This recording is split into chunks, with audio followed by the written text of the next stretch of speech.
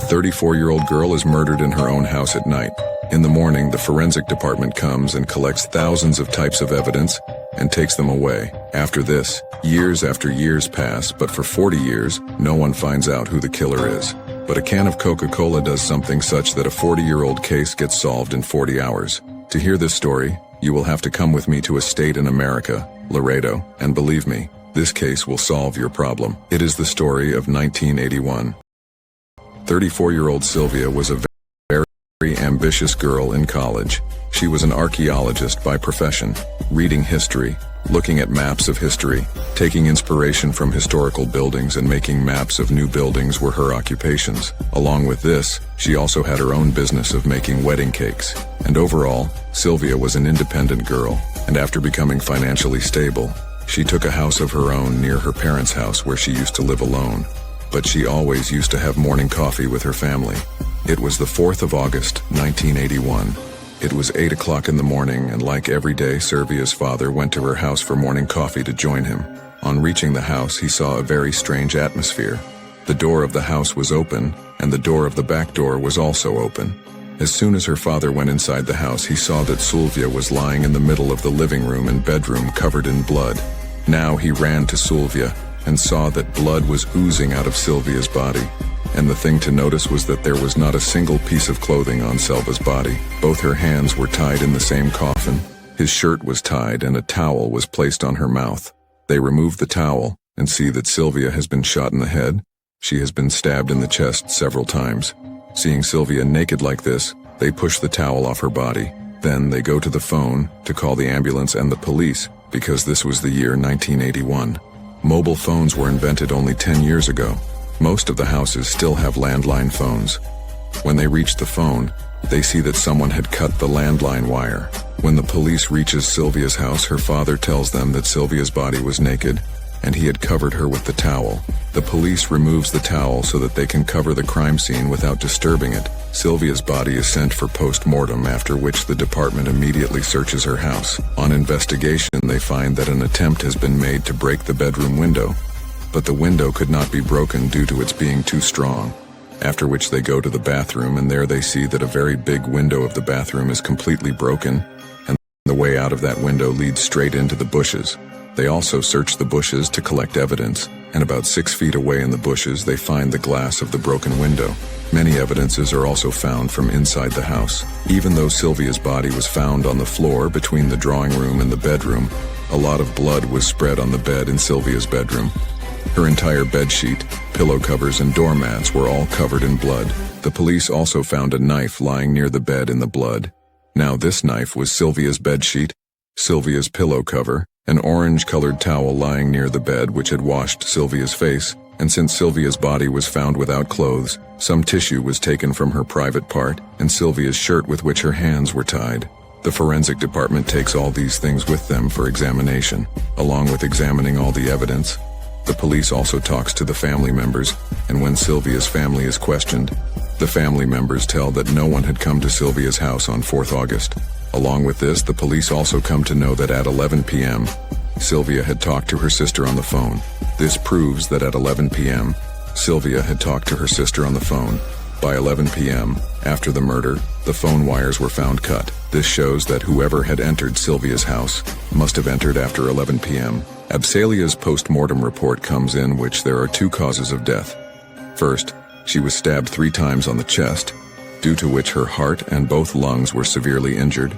Due to excessive blood loss, she died. Secondary, and neither did the forensic scientist have such a good machine that could examine all those things so closely, so the investigation got prolonged. 2 years after the incident, i.e., in 1983, there were some developments in forensic science where they created an alternative light in which DNA could be seen very closely. And finally, in 1983, they placed orange-colored DNA on the body of Sylvia, on the towel, on the shirt, on the pillow cover, on the bedsheet. Immediately the DNA was identified, i.e. someone else's DNA was identified, but the problem was that the DNA was in such a small amount that it was not possible to remove it from those things and send it for matching.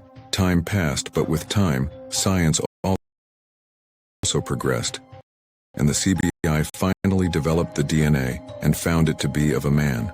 With the help of CBI and FBI, they put that DNA in the computer system for matching, but it does not match with the records of any criminal, which means that whoever was the killer, this was probably his first and last crime. Meanwhile, a thief took false accusation on himself, but later in the investigation it was found that the thief wanted to go to jail to get free food and free cigarettes, so he wanted to trap himself by lying.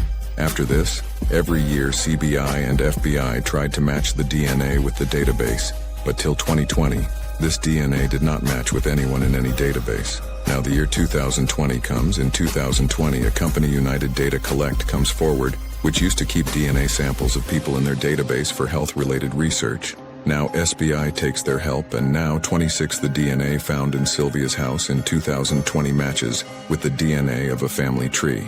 The police found it easy when they found very few people left in the family.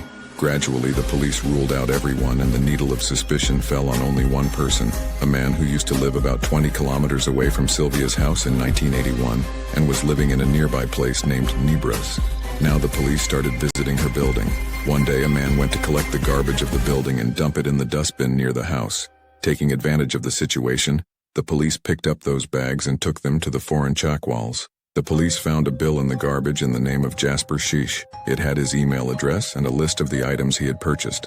Among the items he had purchased, there was also the name of a can of Coca-Cola, which was of vanilla flavor. And luckily that can is also found in the same garden. The police matches the scanned DNA with the DNA found in Sylvia's house, and the DNA matches. The police returns today's number and arrests a 62-year-old man named David Danby from the building who murdered Sylvia 40 years ago. When he murdered Sylvia, he must have been about 22 years old. 40 years later, he would not have expected that the police would come looking for him and he would be placed in jail. Now the case goes on in the court. The police present all their evidence in the court. Along with this, a twist comes in the story. David says that Sylvia was murdered by her boyfriend, who was very aggressive and had already beaten Sylvia several times. He also got information about this. Sylvia's family also had it, and he had gone to Sylvia's house with Sylvia's consent. That's why his DNA was found in Sylvia's house, and he found out the police's mistake that the police did not keep Sylvia's boyfriend under investigation. But all this was his excuse to escape punishment, because the forensic department found only 2 types of DNA around the crime scene, one of Sylvia and the other of David, after which David was sentenced to life imprisonment in 2022 because he was the one who showed all the evidence against David. That's why David was punished, but why he attacked Sylvia in this way in her house has not been officially cleared yet. But the police believe that David had gone to Sylvia's house for sexual motives, and after sexually assaulting her, he killed her. Sylvia got justice, but his parents are no longer alive to see justice. Today, justice is with Sylvia. To see this happening, he has only one younger sister from his family who is married, and after hearing the verdict of this case, the judge had said an interesting line. He said, if a crime has been committed against someone, then you have to hope that the police and foreign check will definitely help you, and you will definitely get justice. And the second line he had said is that those who have committed crime till date and have escaped, they should not think that they have escaped forever. The police is there for you.